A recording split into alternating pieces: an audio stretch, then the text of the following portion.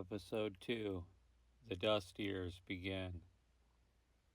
The land gives, and the land takes away. For generations, we believed the soil would answer our labor. My father believed it, and I believed it.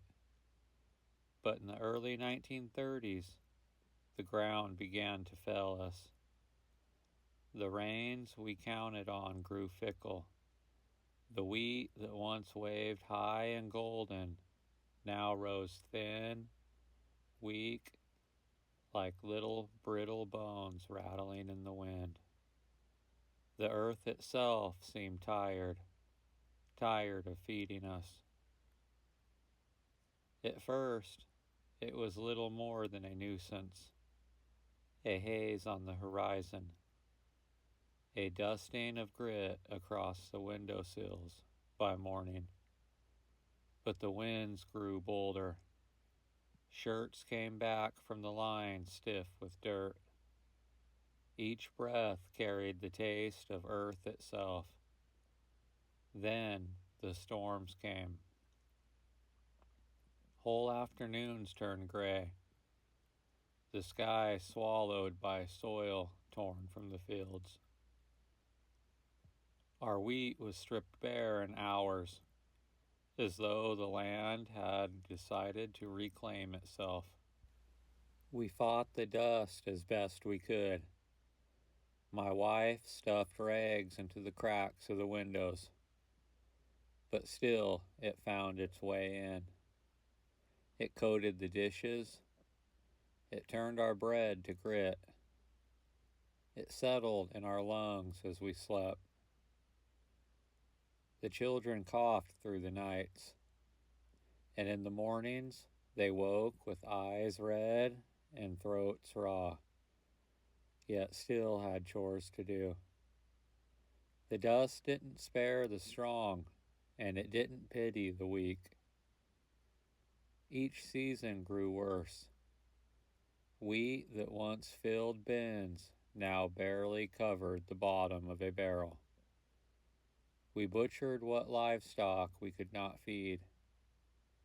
Each meal became smaller, stretched thinner. My wife cut bread into thinner slices. She watered down stews and rationed sugar until the children forgot its taste. Hunger gnawed at us quietly, a shadow that never left. Neighbors visited less and less. Pride kept many silent, but everyone knew. We saw the wagons rolling west, piled high with what little could be carried. Families who'd worked their acres for decades now left without even a goodbye. And the county sent men with papers, foreclosure notices, nailed to doors like final verdicts. A man could break his body on the plow, and still the bank would claim his land. Some even lost hope altogether. Others, well, I won't speak of the shotgun blasts we sometimes heard, echoing from a lonely farmstead. At home, the strain showed in ways we could not always name. My wife grew thinner, not just from want of food, but from carrying her worry like a second skin. My son's restlessness hardened into anger. He snapped at every chore. He cursed the fields that chained him. I caught him staring at the railroad tracks as though he wished the next train might carry him away forever. My daughter, still young enough to believe, clung to hope. She pressed seeds into the dirt with her small hands, whispering to them to grow.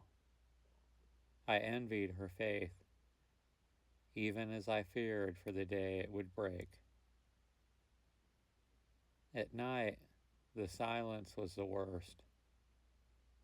Not true silence, but the sound of the wind gnawing at the house, rattling the roof, whispering through the cracks. I lay awake, listening, and wondering if the walls would hold, wondering if we would. Sometimes I thought I heard voices in the storm, like the land itself was mocking us for trying to tame it. I told myself it was only the wind, but deep down, I wasn't sure. We had faced the bad harvest before. We had known hunger and drought and even debt. But this was something different.